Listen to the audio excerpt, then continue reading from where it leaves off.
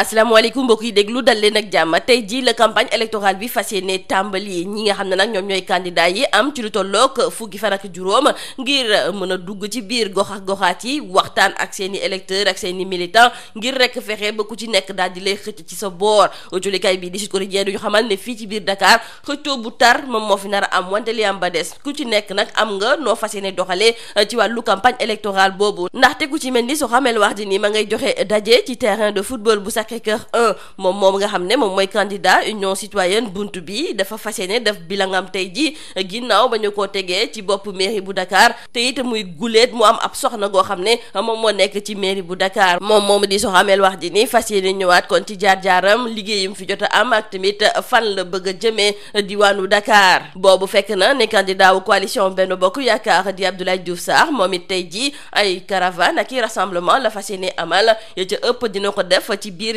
gox yi nekk ci biir Dakar wante tamit tànn na ci Parcelles ak Castor foofu moom dina fa amal ay xumbute yu mag Barthélémy Diaz moom it tey ji programme bu am solo la fas yéene amal ndaxte tey si suba dina am ab ndaje goo xam ne dina ko teewee foofu it dina fa daal di def bilangam ginnaaw ba ñu ko tegee ci bopp commune bu Mermoz Sacré-Cœur ci diirub juróom-ñaari at ci ñaareelu mandaam wante it tey ci ngoon dina amal ay caravane ci gox yi mel ni Biscuiterie Grand Dakar ak tamit HLM ca HLM sax la ñuy des daal di fay fekki Mohamed Massamba Seye jolikaay bi di Sud Quotidien du ñu xamal ne moom mooy juróom-ñaareeli candidat bi nga xam ne moom moo am fii ci biir Dakar moom ginnaaw ba cour d'appel fësale ab ndogal ci lañ ko daal di xamal ne candidature am daal dinañu koy nangu moom mooy tête de liste bu coalition Jàmmi Sénégal Mohamed Massamba Seye ma nga dëkk ca commune bu HLM foofu la fas yéene tàmbalee lépp lu jublu ci wàllu campagne am kon tey ji ay meeting ay caravane moom la ñu nemmeeku ne moom la candidat yi jongante moom la ñu fas yéene amal ñii nga xam ne rek ñoom ñooy waa coalition Yewwi Askan Wi culikaay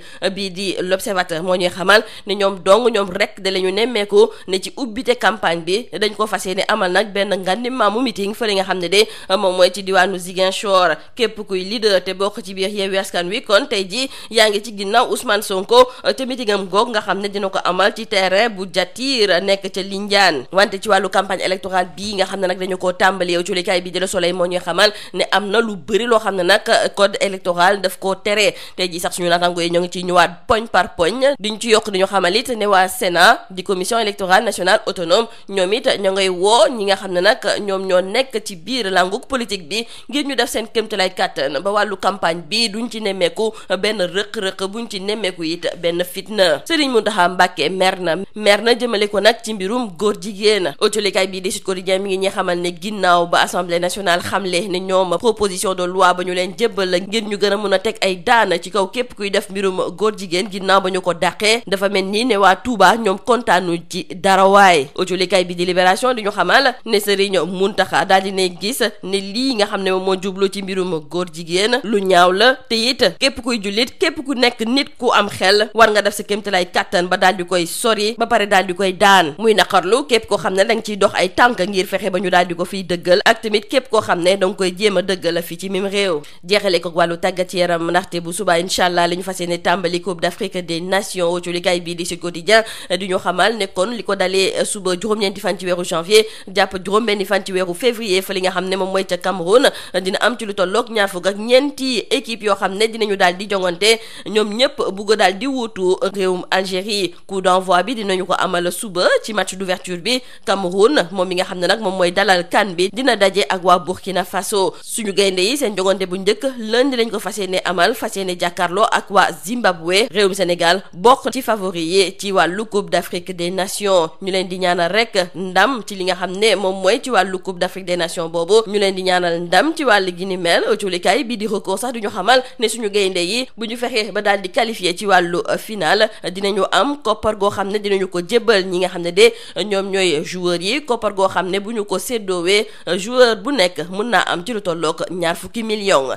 lii moo nekkoon boxtulukat yi li gën a fës ci biir culikaay yi ñu leen di ñaanal njeextalu bës ak jàmm. Mesdames et messieurs, bonjour. La campagne électorale pour les élections municipales et départementales démarre ce samedi. Nos confrères de Sud Quotidien nous indiquent ici à Dakar, la plupart des candidats engagés dans la course au fauteuil de maire de la ville ont prévu de consacrer ce premier week-end de campagne par des caravanes et autres visites de proximité. Nos confrères nous précisent que Soham El Wardini, candidat de l'Union l'Union citoyenne Buntu Bi donne rendez-vous au terrain de football Sacré-Cœur 1 et lors de cette première sortie, la tête de liste de l'Union citoyenne Buntu Bi va défendre son bilan des 3 années d'exercice en tant que première femme maire de la capitale. Le candidat de la coalition Benno Bokk Yakaar, Abdoulaye Diouf Sarr, lui, privilégie caravane et rassemblement et il est prévu dans son programme une caravane dans les 19 communes du département de Dakar le samedi 8 janvier et le dimanche 9 janvier 2022. Barthélémy Diaz, pour sa part, tête de liste de la coalition Yewwi Askan Wi pour la ville de Dakar, a prévu 2 activités,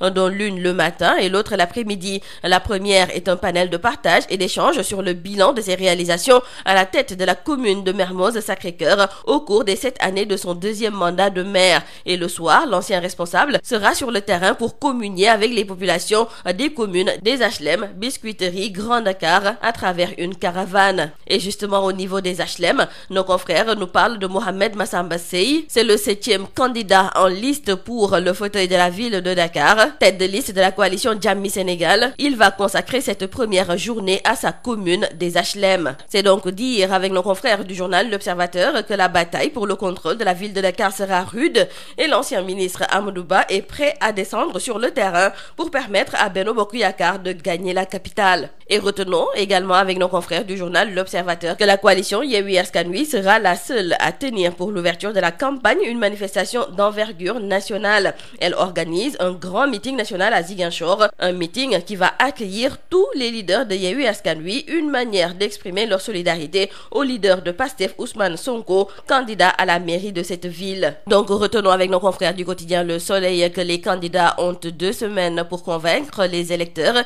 mais il y a une ligne qu'ils ne doivent pas franchir pendant cette période. Nos confrères nous les détaillent et nous expliquent que parmi ces actes qui sont formellement interdits, on peut citer l'utilisation à des fins de propagande électorale de tout procédé de publicité commerciale par la voie de presse, de la radiodiffusion et de la télévision. Et selon toujours le code électoral, il est également interdit l'utilisation des biens ou moyens publics aux fins de cette campagne sous peine de sanctions pénales prévues par le code électoral. Et pour cette campagne qui démarre aujourd'hui, la Sénat, la Commission électorale nationale autonome, a aussi lancé un appel au calme en direction des acteurs politiques. Le khalife général des Mourides, Serigne Mountakha Mbacké, en croisade contre l'homosexualité. Nos confrères du journal Libération nous font savoir que le patriarche de Touba maudit l'homosexualité et déclare que c'est un crime envers le Créateur et contre l'humanité. C'est pourquoi il encourage toutes les démarches légales visant à lutter contre ce crime odieux et dénonce toute tentative pour le défendre. Il conseille également à tous les musulmans et tous les hommes dotés de raison à éviter ce péché majeur et à le dénoncer autant qu'ils peuvent. Et nous terminons par le sport et c'est pour signaler qu'à partir de ce dimanche, le football africain sera en fête avec la 33e Coupe d'Afrique des Nations qui se joue du 9 janvier au 6 février prochain au Cameroun. Nos confrères de Sud Quotidien nous parlent aujourd'hui de ces 24 nations qui seront sur la grille de départ de cette CAN pour succéder à l'Algérie. Le match d'ouverture va opposer le Cameroun, pays hôte, au Burkina Faso et en quête d'un premier sacre, le Sénégal, qui entre en lice lundi prochain contre le Zimbabwe, figure parmi les grands favoris de cette grande messe. Et nous souhaitons une bonne chance à nos Lions qui, en cas de qualification en finale, nous disent nos confrères du journal Record, obtiendront une enveloppe de 812 millions de francs CFA de primes. Ce qui veut dire que chaque Lion empochera au minimum 20 millions de francs CFA. C'est tout à vos journaux et très bonne lecture.